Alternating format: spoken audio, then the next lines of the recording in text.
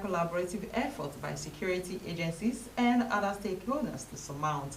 President Tinubu made this known at a legislative dialogue organized by the House of Representatives Committee on Justice and Constitution Review in collaboration with the Office of the National Security Advisor in Abuja.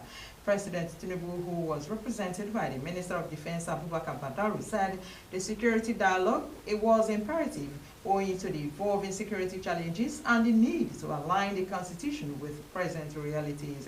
He explained that the federal government's integrated security strategy, which is characterized by intelligence fusion, joint task force operations, has yielded significant results in different parts of the country. The speaker, Tajuddin Abbas, while declaring the event open, stated that the dialogue was intended to deepen discourse on how best to achieve comprehensive security reforms. Still on the President Bola Tinubu has tasked the African leadership to deepen regional cooperation and strategically deploy sovereign wealth funds to accelerate development across the continent. President Tinubu spoke at the opening of the 4th annual meeting of the African Sovereign Investors Forum with the theme Leveraging African Sovereign Wealth Funds to mobilize global capital for transformative development in Africa, which was hosted by the Nigerian Sovereign Investment Authority in Abuja. The president insisted that sovereign wealth funds must become the anchor for pan-African investment platforms that de-risk projects, standardize processes, and deliver sustainable outcomes at scale.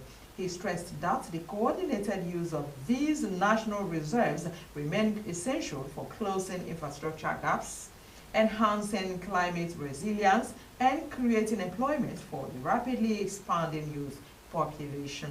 Represented by Vice President Kashif Shettima, he said the continent must align its resources and ambitions in response to a fast-changing global landscape. The president said the forum came at a critical moment when the world is undergoing rapid transformation and under pressure to think outside the box. Federal Ministry of Arts, Culture, Tourism, and Creative Economy has signed a 5-year partnership with Anand's Internet Group to establish a network of design and innovation hubs.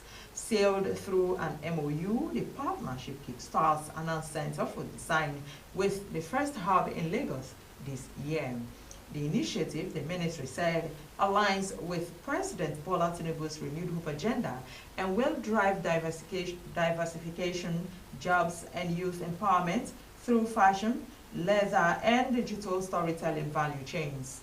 The minister, Hannatu Musawa, said the partnership is a step in bridging creativity, technology, and entrepreneurship for national development. The ministry will provide policy guiding, funding, and infrastructure in selecting locations, while ANANS will deploy its technical expertise, digital platforms, and internationally certified training models to run the centers.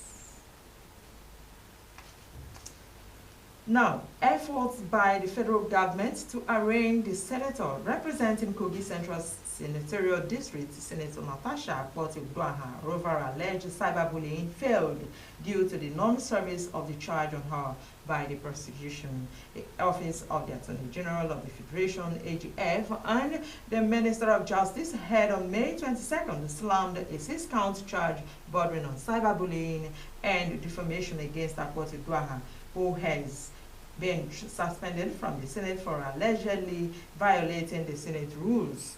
The Kogi senator, on the other hand, is accusing the Senate President, Godswill Akpabio, of sexual harassment, amongst others, which she said has filed several petitions to the Inspector General of Police and the AGF.